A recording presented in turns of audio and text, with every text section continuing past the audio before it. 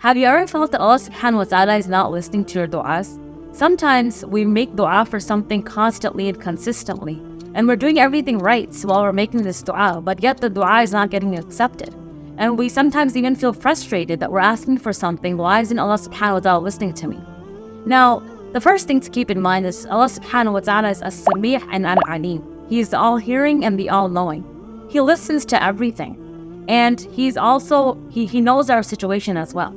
So there has to be a reason why that dua is not getting accepted.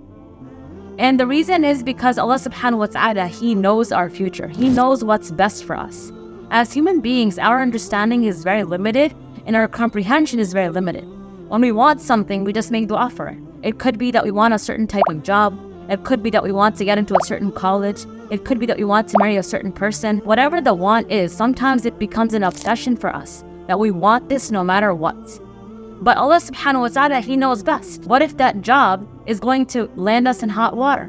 What if that college that we want to get into is actually going to put us in a situation or an environment that's not good for our deen?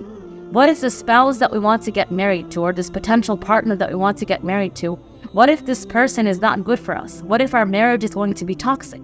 Allah Subhanahu wa Ta'ala knows what the future holds. And sometimes He's protecting us from something because He has better plans for us. It is important to keep in mind that when we're making dua, we of course do our part and we have our conviction and sincerity that inshallah Allah Subhanahu wa Ta'ala will accept this dua.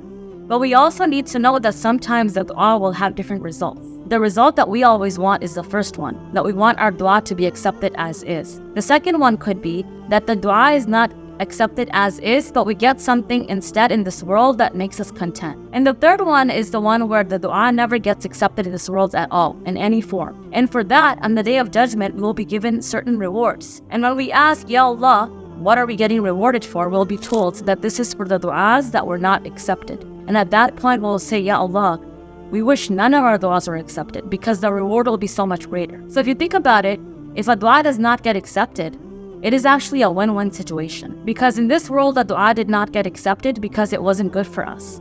But in the hereafter, we'll be rewarded for it, inshallah. May Allah Subhanahu wa Ta'ala accept our du'as, and may He also give us contentment for those du'as that are not accepted. Ameen.